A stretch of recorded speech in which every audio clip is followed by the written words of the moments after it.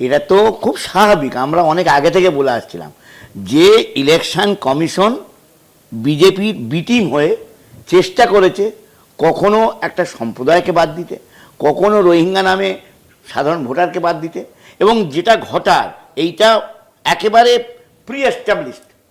কারণটা কি আমি একটু বলি। এটা ঘটে গেছিল 2023 সালে। কেন 23 সালে বললাম? ভারতবর্ষের পবিত্র পার্লামেন্টে নেহেরু বললেন যে ইলেকশন কমিশন হবে নিরপেক্ষ। কে কে সেখানে থাকবেন ইলেকশন কমিশন? 2023-এ?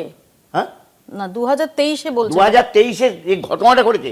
প্রথম পার্লামেন্টে দাঁড়িয়ে নেহেরু বলেছিলেন যে ইলেকশন কমিশন হবে নিরপেক্ষ।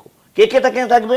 ভারতবর্ষের প্রধানমন্ত্রী থাকবে। এটা নিয়ে আমরা আলোচনা করেছি, এটা নিয়ে ডেফিনেটলি প্রশ্নের অবকাশ রয়েছে, এটা নিয়ে অলরেডি আমরা প্রত্যেক ঠিক আছে ঠিক আছে আলোচনাতে আমি একটা কথা বলি, এই এই প্রসঙ্গ যে এটা পরিষ্কার বিজেপি খেলাটা একেবারে আপনি বলতে পারেন। আমরা বলছি, আমি খুব দায়িত্ব নিয়ে কংগ্রেসের তরফ থেকে বলছি যে ইলেকশন কমিশন, ভারতবর্ষের ইলেকশন কমিশন তিনি বিজেপির হয়ে খেলে দিয়েছেন।